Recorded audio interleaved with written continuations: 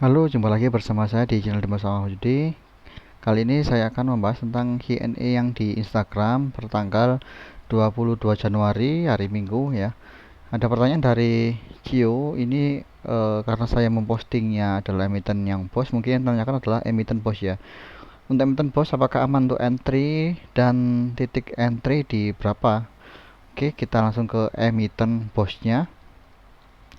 Untuk emiten BOS sebenarnya kalau pengen nungguin ya itu mungkin akan ada koreksi di 100, tapi kalau seandainya tidak dikasih koreksi di angka 100 maka untuk entry bisa langsung dicicil ya, dicicil pembelian dengan targetnya mungkin bisa untuk breakout di kisaran 120. Karena ini kalau kita lihat sebenarnya ada titik double bottom ya, double bottom ini bottomnya sama yang ini double bottom 1 2. Ya, kalau mau target tertinggi dari double bottom ini maka tujuannya adalah sangat tinggi sekali hingga 150-an ya, atau 160. Ini adalah target bila saja dia bisa breakout ya. Tapi untuk target saat ini kisaran sampai 120-an ya di slammer on. Untuk langkah-langkah scalping apa yang harus kita ikuti ya. Jadi kalau scalping yang pertama memang kita harus mencari saham yang ramai ya. Yang utama adalah kuncinya kita harus benar-benar bisa mencari saham yang ramai. Kalau kita bisa filter running trade, saya biasanya pakai yang volume minimal 1000. Jadi volume minimal 1000 dia muncul di running trade, saya masuk ke emiten itu, saya langsung ke charting 1 menit ya. Charting 1 menit saya tentukan support resistnya. Kalau charting 1 menit support resistnya udah ketemu, kita bisa melakukan titik entry ketika dia sentuh support, dan ketika dia hampir menyentuh resist kita udah mulai untuk jualan ya, seperti itu. Kalau mau pakai indikator yang biasanya saya juga memakai yang MACD dan stochastic ya. Nah, ketika si MACD dia masih uptrend maka kondisi masih oke. Ketika si stochastic dia masih golden cross dari arah bawah juga masih oke untuk melakukan pembelian ya. Kalau lebih simpel lagi memang pakai yang support resist saja udah cukup sebenarnya untuk kita scalping. Tapi kalau mau lebih cepat lagi responnya, kita harus bisa mempelajari dengan cara tape reading. Ketika kita melihat harga dengan outlot yang tebal atau volume yang tebal, maka di situ adalah indikasi resist tercipta di situ. Dan ketika kita mendeteksi adanya bid dengan volume yang tebal, maka di situ adalah posisi bid atau support yang akan terjadi di area situ ya. Jadi kita bisa melakukan pembelian di 111 dan jual dekat-dekat area 115 ini. Jadi kita beli dekat support, jual dekat resist, seperti itu. Untuk emiten ERA dari Pak Turmuzi, kita langsung ke emiten ERA.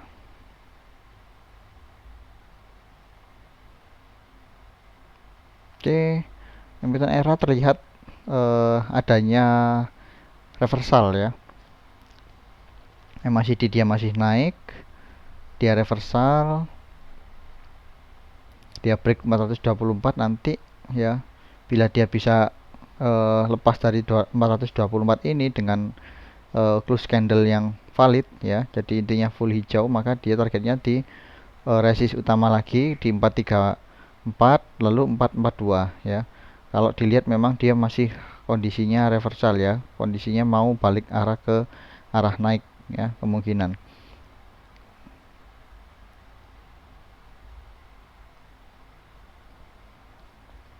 Harusnya bisa. Untuk target support terakhir 410, bila dia jebol 410 maka baiknya cut loss ya. Khawatirnya dia bakal turun ke 300 lagi. Untuk emiten ERA slammer on. Top gainer hari Jumat boleh beli nggak? Oke, kalau kita lihat top gainernya, kita pergi ke stock ranking. Top gainer ada BPTR, Inro, Omre. Nah, untuk yang kita beli bisa pakai yang acuan BPTR ini.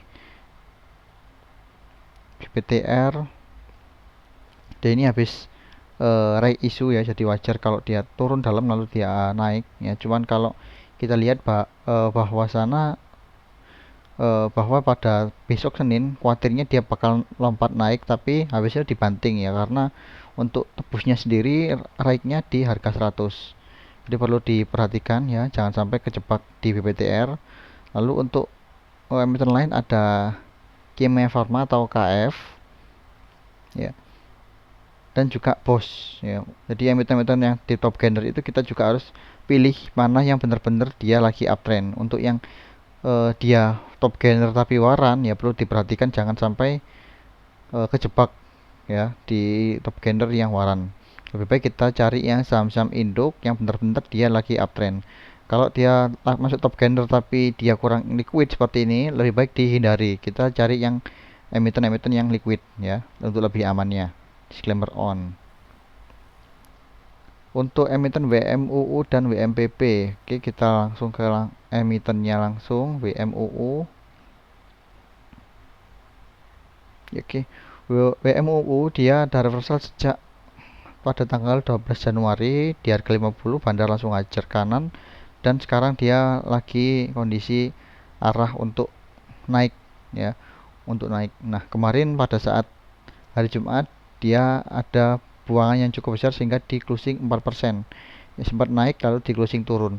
Untuk kondisional menurut saya dia masih kondisi uptrend ya, selama belum jebol di bawah area supportnya yaitu kisaran 65. Jika nanti dia jebol 65, maka dia bakal downtrend lagi ke arah 50. Tapi bila mana dia tetap closing naik, maka targetnya kemudian di angka 88 ya, dengan resist terdekat saat ini resist terdekat di 80 untuk si WMUU.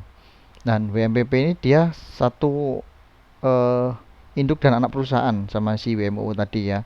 Nah, kemarin si WMPP menyentuh resist 122, kembali ke 110 closingnya, dengan supportnya saya ini punya support kisaran 107 ya, support yang pernah terbentuk dulunya 107.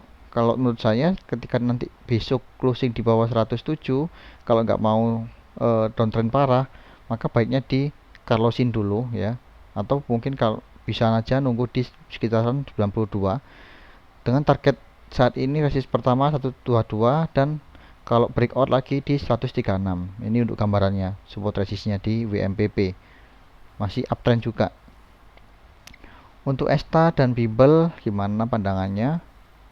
Kita masuk ke ESTA. Oke, untuk si ESTA sendiri dia downtrend parah sebenarnya. Setelah dia turun ARB jilid, ada pantulan dikit, lalu saat ini dia downtrend lagi. Untuk kondisional memang ada support ya di 97 atau terakhir sampai hingga 95. Jika dua support ini 97 dan 95 ini jebol ya, dalam istilahnya dia closingnya itu di bawah nilai ini, maka kita harusnya sih cut loss ya untuk si STA ini, karena dia kuadratnya downtrend dan menuju ke angka 50. Untuk Bibel, nah untuk Bibel kemarin sempat ada pantulan setelah dia IPO, dia turun terus ya setelah IPO, dan kemarin baru aja ada pantulan ya. Untuk si Bibel sendiri kita lihat dari sisi bandarmologinya, karena ini adalah perusahaan yang baru saja listing. Di sini ada EP yang beli dengan underwriter PT Mirai ya, YP dan KGI Sekuritas.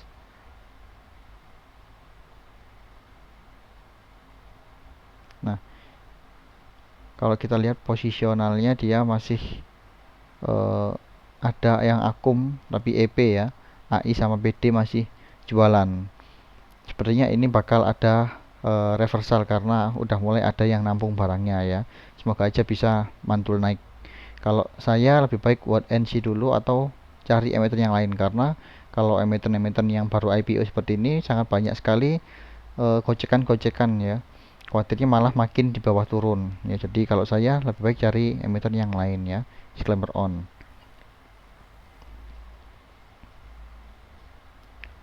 Rekomendasi untuk emiten swing dan trik swingnya. Oke, kalau kita bicara tentang swing ya, sebenarnya saya itu lebih suka ke meter-meter yang big caps ya, big caps yang tentunya big bang ya. Kalau pengen swing itu kita cari salah satu dari 4 big bang yang ada, bisa BRI, bisa Bank BNI, Mandiri atau Bank BCA ya. Salah satu itu kita lihat dari seluruh charting, jadi entah itu charting bulanan, mingguan atau bahkan daily, dia mengarahnya ke uptrend ya, karena kalau Big Bang pasti dia rata-rata uptrend terus. Big Bang uptrend, tinggal kita cari titik entry. Ketika dia ada support kesentuh di situ, maka kita bisa masuk dan jualan ketika nanti dia menyentuh resist, atau mungkin kita bisa hold untuk investasi jangka panjang selama si emiten tersebut fundamental bagus, prospek bagus, dan biasanya selalu membagikan dividen per tahunnya. Itu untuk yang swingnya. Untuk rekomendasi ada 4 big bang tersebut. Untuk saat ini yang lainnya bisa aja kita cari ke metal-metal ya. Yang paling banyak adalah nikel sama emas baru-baru ini. Untuk saham Kia dan PBRX, kita ke Garuda Indonesia dulu.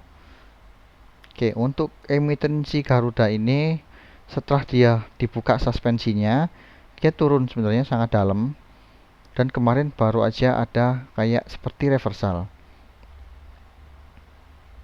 Kita lihat dari chartingnya, memang secara kondisional ada yang membalikkan arah, jadi ini seperti kasus si Goto ya, ada yang beli hajar kanan, cuman dia sepertinya di AVG yang bawah bottomnya di 94 waktu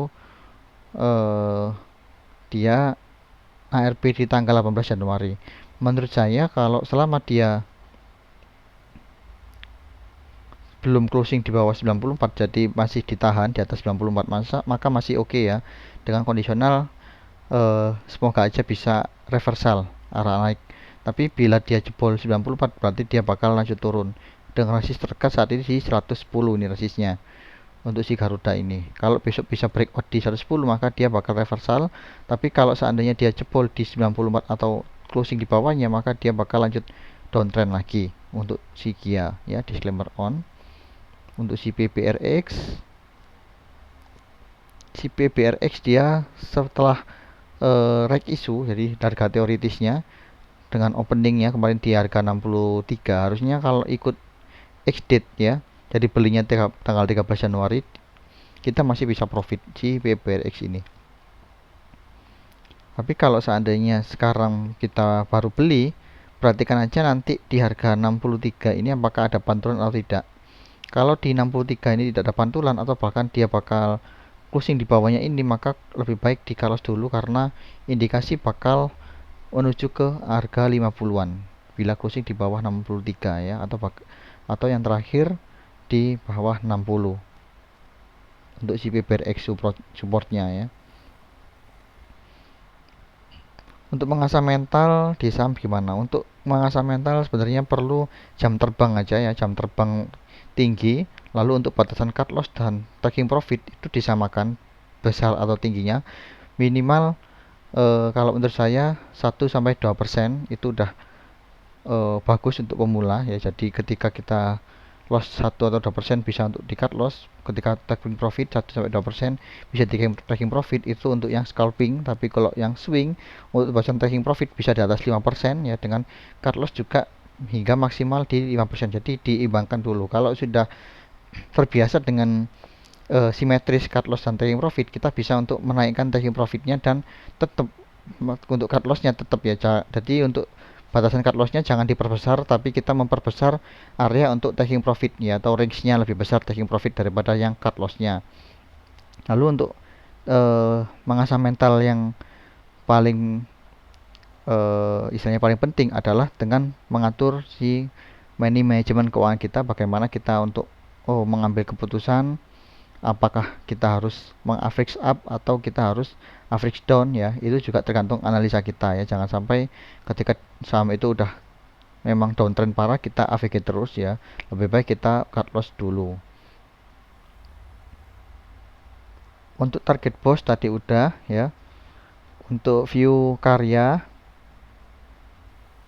kita ke emiten karya. Karya kemarin sempat terlihat adanya reversal ya, lalu dia kena resist ya di 455 untuk yang udah saya bikin ini adalah chart saya sebelumnya 455. Saat ini dia bakalan turun ya, turun kalau ada di sini ada support di 338 ya, awalnya 376 338, yang terakhir ada di 300. Kalau dia jebol lagi maka dia bakal downtrend. Secara kondisional menurut saya dia ini pada fase patah tren ya, mulai adanya patah tren ke arah downtrend ya, jadi perlu diperhatikan jangan sampai kita terjebak di emiten yang sedang patah tren, karena si MACD juga udah mulai bearish divergence.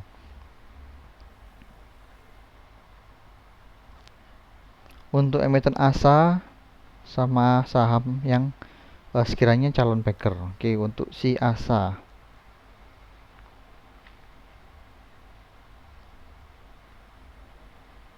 untuk saham ASA kalau kita lihat memang setelah dia downtrend parah banget, kemarin sempat ada pantulan ya, jadi dia breakout dari downtrendnya itu, lalu sekarang dia turun lagi hingga closing kemarin di harga 97.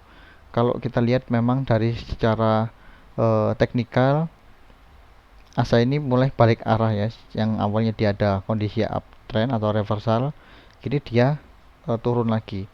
Menurut saya saat ini dia berjalan di area supportnya, yaitu kisaran angka mendekati 93. Kalau selama dia ditahan di atas 93 ini atau 92 itu masih oke, tapi jika mana nanti dia di closing di bawah 90, maka baiknya di cut loss dulu karena khawatirnya dia bakal downtrend ya untuk si ASA ini gitu. Nah, untuk emiten-emiten yang mungkin bisa untuk backer ya, untuk jangka panjangnya, kemarin saya coba untuk emiten-emiten backer ya untuk jangka panjangnya. Kemarin saya coba ke BOS ya. BOS ini semoga aja dia bisa untuk break ya. Jadi dia double bottomnya ini terbentuk dan targetnya semoga aja bisa sampai di atas 150 120 breakout di atas 150 ya, semoga bisa tercapai. Oke, sekian dari Q&A. Kalau mau mengikuti Q&A silahkan untuk follow Instagram saya di Mas Angga Wahyudi, dan setiap hari Sabtu atau Minggu saya akan kasih untuk story pertanyaan di situ. Teman-teman bisa menanyakan tentang saham di Q&A tersebut. Oke, terima kasih. Assalamualaikum warahmatullahi wabarakatuh.